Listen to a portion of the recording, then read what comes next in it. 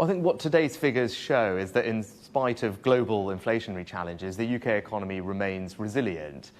The economy is bigger than it was before coronavirus, and over the last few months we've grown faster than America, Germany, France and Italy, for example. But I know these are anxious times, and unfortunately, because the challenges we face are global in nature, I can't just make them all disappear. But where we can make a difference, of course we are, and that's why we're investing billions of pounds already to support families and businesses through some of the challenging times ahead. You know very well that a lot of this is about cost of living and inflation. People simply can't afford to spend their money in the economy at the moment.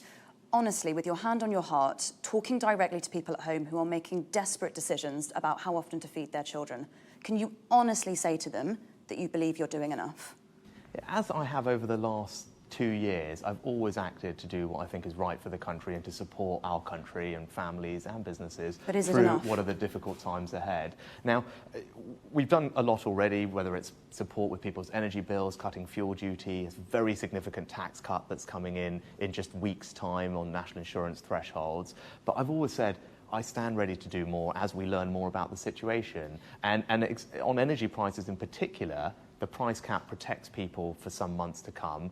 But I've said when we have a clearer picture about what happens with energy bills, we stand ready, and I stand ready to support people further. But a lot of people will say standing ready is not enough. People are going hungry right now, and lots of these things take time to implement. What are you waiting for? Well, that's why we've already announced things in advance of this energy price cap increasing, and that was in February. Many people say this just scratches the surface of the trouble people are facing. It was £9 billion, and for a typical family, it's a £350 worth of support compared to a bill increase of about £700 on average. So I wouldn't say it's just scratching the sides. That's half of the total increase. £150 of that has already been distributed to the vast majority of families through a council tax rebate. There's £200 further to come, but that's not all we're doing. Fuel duty's already been cut. That's worth about £100 a year together with the freeze. And in just weeks' time, this is really important for people to remember, national insurance thresholds will be raised, which means the first £12,500 that someone earns, they won't pay a penny We've had a of lot of income that tax. We've had a lot of that back in the spring statement, Chancellor. I want to ask you about tax, if I can. But that's coming in a few weeks' time. Yeah. That's worth £330 a year. That's a significant amount of help for people. I want to talk about tax cuts. The Prime Minister's made it quite clear he would like to see tax cuts. Will we see them before August?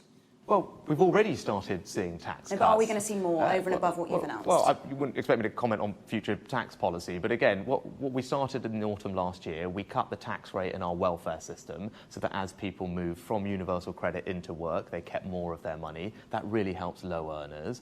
We've cut tax on fuel, so fuel duty cut is the biggest fuel duty cut we've seen. We know about this, Chancellor. I'm talking about more things. I'm talking about bigger tax and spending interventions that you seem to be resisting at the moment. Why? No, I'm just explaining the things that are coming in place already. So in July, the national insurance thresholds will be raised to £12,500. That's one of the biggest personal tax cuts we've seen for a decade. 30 million people are going to see something like £330 tax reduction because of that tax cut. That's very significant. And of course, as I've said very clearly, the direction of travel on taxes is to reduce them from where we are over time. Of course I want to do that. I've been very clear about that.